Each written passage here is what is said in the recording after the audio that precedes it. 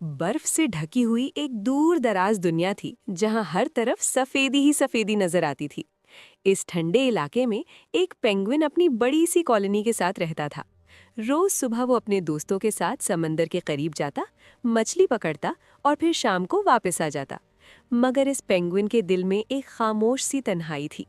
वो अक्सर सोचता था कि दुनिया सिर्फ बर्फ तक ही महदूद नहीं होगी, शायद इससे आगे भी कुछ हो। दूर बर्फ के बुलंद पहाड़ों में एक पोलर बेयर रहता था।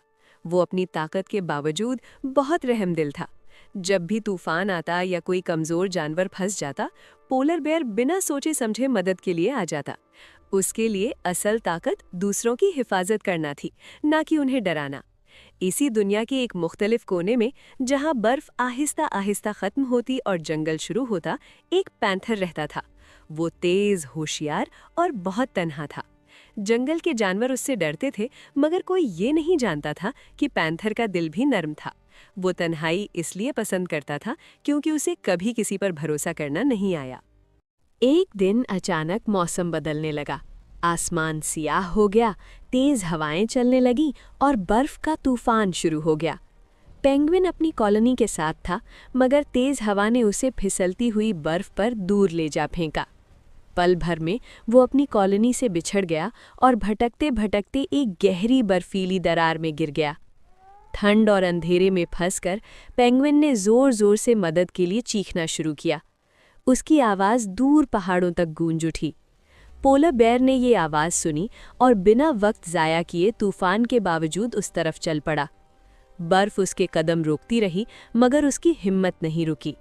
आखिर उसने दरार तक पहुंचकर अपनी पूरी ताकत से बर्फ तोड़ी और पेंगुइन को बाहर निकाल लिया।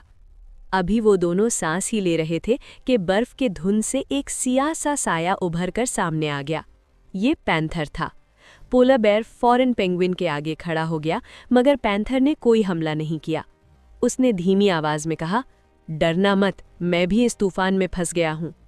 पैंथर ने अपनी तेज नज़र से बर्फ और पत्थरों के दरमियान एक महफूज रास्ता देख लिया। उसने बताया कि अगर मिलकर चलें तो जिंदा रह सकते हैं। मजबूरी और भरोसे के बीच तीनों ने एक दूसरे का साथ देने का फैसला किया। रास्ते में कहीं बर्फ गिरती, कहीं जमीन फिसलती। पोलर बेयर अपनी ताकत से गिरती हुई बर्फ को रोकता, पैंथर आगे चलकर रास्ता साफ करता और पेंगुइन पानी के करीब रास्ता पहचानकर उन्हें खतरे से बचाता। हर कदम पर मुश्किल थी, मगर हिम्मत उससे भी ज्यादा थी। आखिरकार तूफान थम गया, आसमान साफ हो गया और धूप बर्फ पर चमकने लगी। तीनों एक महफूज जगह